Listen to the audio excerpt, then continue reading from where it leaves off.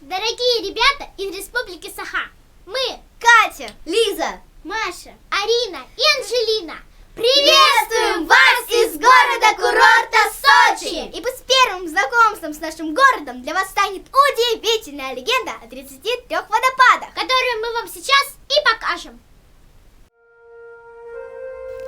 Давным-давно в долине реки Шахе располагалось множество красивых поселений, и люди в них занимались мирным трудом.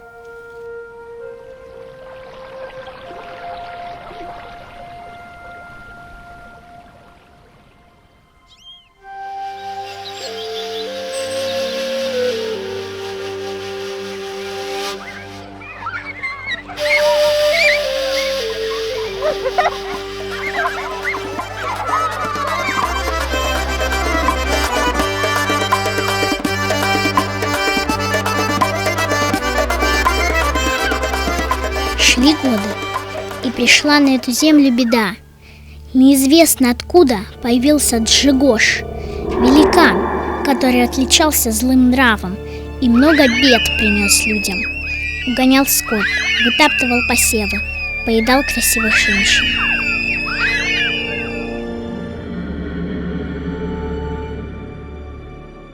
Мир и покой покинули эти земли.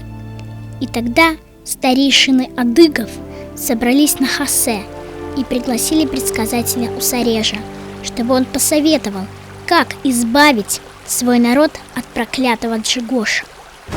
Усареж предложил напоить Джигоша пьяным медом. Когда Джигош с радостью стал лакомиться пьяным медом, жители выпустили диких пчел, которые с яростью набросились на великана. Ослабев от пьяного напитка, великан решил возвратиться в свое логово. Но неподалеку его уже ожидал мужественный и сильный Буч. Завязалась схватка. Буч наносил Джигошу мечом удар за ударом. В его руках молнией сверкнул острый меч, и голова Джигоши с шумом покатилась вниз по ущелью.